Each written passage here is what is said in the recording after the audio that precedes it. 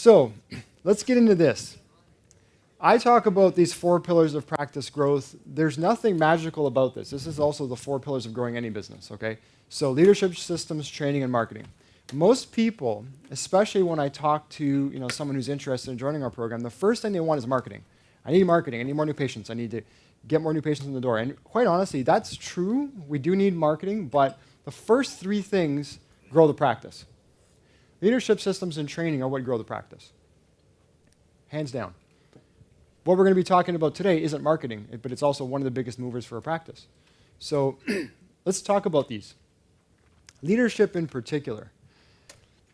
I talk about leadership as, and especially in a leadership workshop, I dig into this a little bit. I'm going to go a little bit further with you today and really kind of explain what I mean.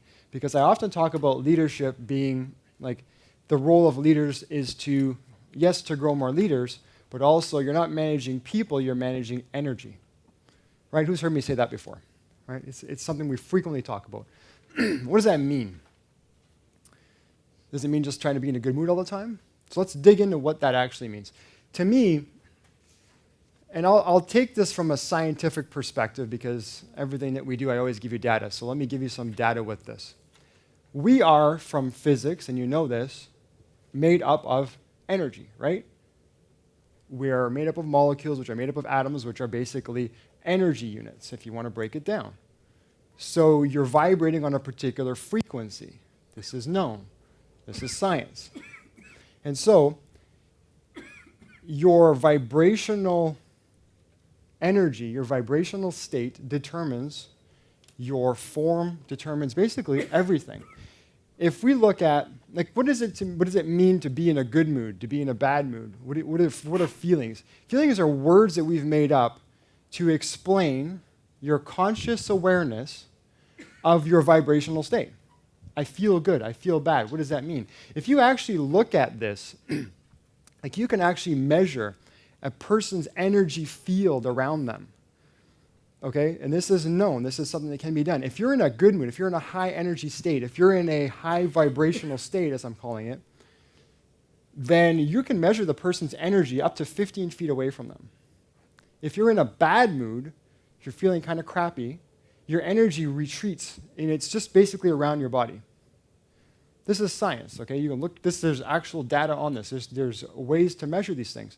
So think about that. If I can measure my energy when I'm in a high vibrational state, I'm in a good mood, I have high energy, and I can measure that 15 feet away, do you think that doesn't affect people? Right? And this isn't new. Who's heard something like this before? Yeah. Okay, so I'm not telling you something you've never heard. I'm just bringing it back to how does it apply to your dental practice and your team, okay? So other people can detect it. Like, if you go into a place of business and it's generally a low mood, people aren't happy, like you walk in, you can feel it. Like you feel that in your gut, right? Animals are good at this. Like dogs in particular, they can go to people who are sick and, gonna hang out with them more than not. They can sense that. Kids can sense this. There's a Canadian, Gabor Mate is his name. He is a physician out west, and he's been talking for years about studies that have shown that kids who grow up in households where the parents are stressed, because they can sense that, they have more incidents of ADD, food sensitivities, asthma, and a bunch of other things.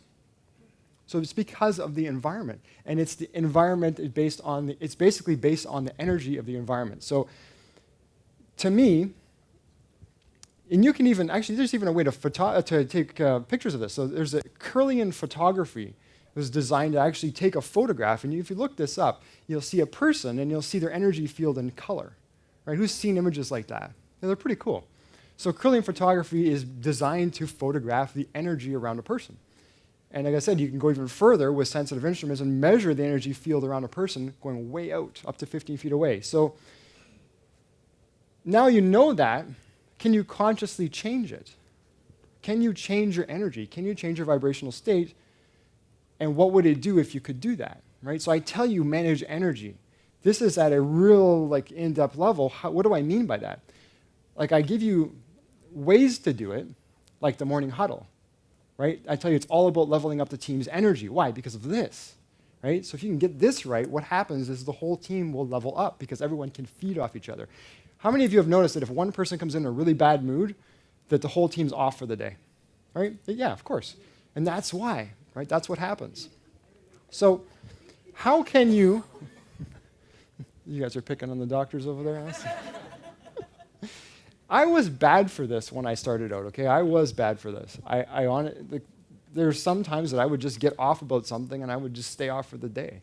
Now you realize it right away. As soon as you catch yourself, can you snap out of that? Can you change your vibrational state? Can you level up your energy? How can you do it, right? There's one particular thing that I've been talking about for a while that is known to snap you out of that. Does anyone know what it is? Particular practice that I recommend. Meditation, yes. Gratitude, you got it. That's exactly right. So if you can snap yourself into a state of gratitude when you feel crappy, that changes everything. And thank you for guessing that right. I knew someone would know it, so I brought this for you. This is my favorite version of gratitude journal and one for kids. So if you guys haven't seen these, by the way, there's one for kids. It's a gratitude journal, daily journal for kids. You can get them on Amazon. They're fantastic. So they're yours. Thank you. I'm happy that someone got that one right and got it quickly, too. I figured I might have to pull that out of you. So a person in a state of gratitude is automatically at a higher vibrational state. You're automatically at a high energy state. You cannot be grateful and pissed off at the same time. It just doesn't work. So think about it, right? And I get this question from people a lot, and it comes up in our private calls, like, I get home and I have nothing left for my kids. Because I put everything into my team. It's been so tough, and et cetera, et cetera. And I get that, because I know what that feels like. But my thing now is the second that I get in my car to go home, I automatically switch mentally into that, into gratitude. And when you get home, it's a totally different game. You can change everything by thinking that way. So daily practice of gratitude, meditation, all of those things. And a lot of you guys are doing this now, and I'm hearing this again on our private calls, like it's really changing things. It's changing how I feel. It's changing how I look at everything. And good things are happening, right? So really, really important. I think this is the key to everything, if you get that right. Now, one thing I want to mention is that you have these tools of the conscious mind that are, gratitude, meditation, and such. But the conscious mind is like a paddle, and the subconscious mind is like a cruise ship, okay? So you're trying to paddle this cruise ship in a different direction. You can do it for a little while, but bear in mind that that cruise ship is going on a particular course. To change that requires a lot of paddling, okay? You've got to really make this a constant, intentional, daily effort to actually get sustained results, okay? So that's something just to keep in mind. This is why people who set out in a particular direction, they say, okay, I'm going to do this, and then they get so far and they fail, or they quit, or something happens. It's because the cruise ship overpowered. They just stopped paddling. Does that make sense? Okay? So back to teams now. How do you bring this home to your team? Let's talk about tactics of leadership briefly. Okay? There are specific things that we've taught you in the leadership workshop and that sort of thing.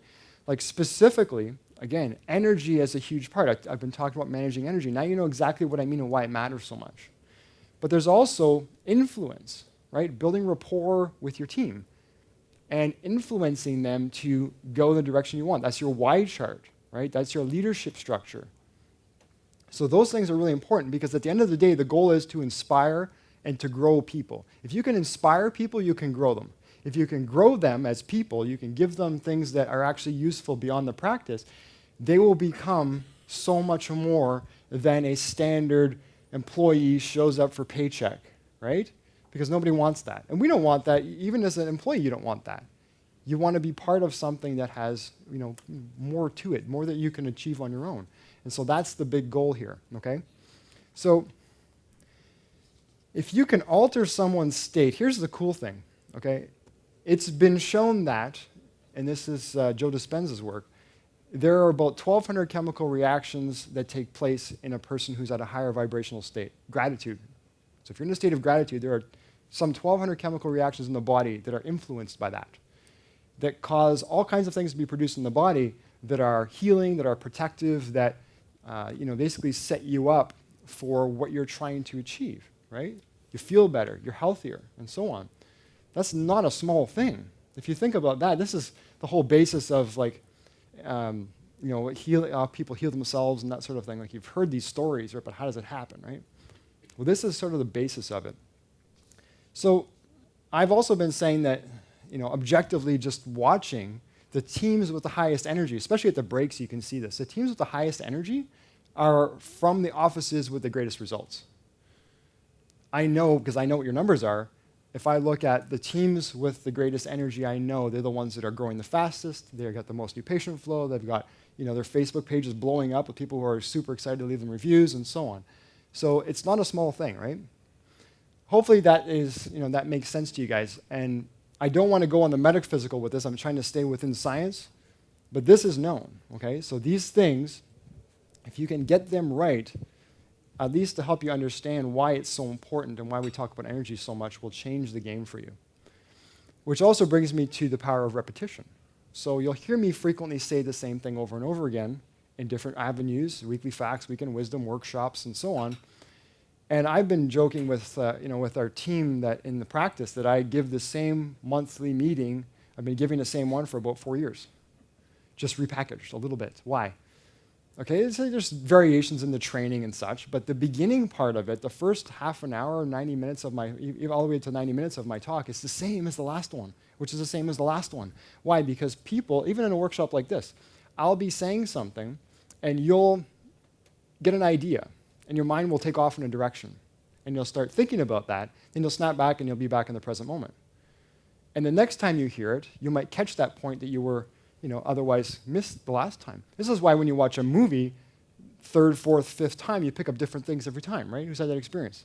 There are movies that I've watched like 100 times, and every time you watch it, it's something else you get out of it. Same with books, right? Because you get a good idea or something comes into your mind, and you just kind of take off for a minute, and then you come back.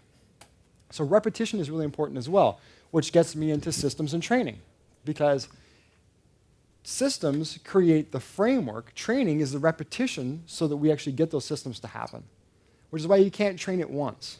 Training it once doesn't get you anywhere. Training it once gives you like a clue that this thing exists. But if you train it 100 times, even better. 1,000 times, even better. Right? Look at athletes. How many times do you practice whatever it is that you're doing, right? If you actually want to be good at it. And then marketing, of course. So we get into that. Again, leadership is managing energy. Systems is for everything to create speed without stress. This is what I want to systemize. I want to systemize everything in the practice. Not just one thing, two things, couple things, everything. So that I know I can show up in the office on Monday, having not been there for a week and a half now, and I will have a fairly stress-free, busy, productive day because these processes and systems are in place. And like I said, training is an ongoing investment. It's something that we're just going to continue doing. Marketing is not one-offs. It's building assets. This is why we have you start with this, seems like painful process in the beginning of getting all these free reports done and blah, blah, blah, and approving all this content. It's like a real pain. But once it's done, it's done. Now you have an asset. Just look at a free report, for example. You have an asset that's usable online. You have an asset that's you can now print. You can hand out at events. You can hand to patients. You can do 1,000 things with them. And they're authority positioning, right? So that's just one example, but all of those things are assets over time. My analogy for this is like an oil field. I want 15, 20 wells, pumps just keep going. So if one thing dries up, there's more to keep feeding because sometimes stuff happens. I've told many of you guys this example in the past. Like we were killing it with Facebook contests, which you can't do in Ontario. It was awesome. We had a huge, huge result from it.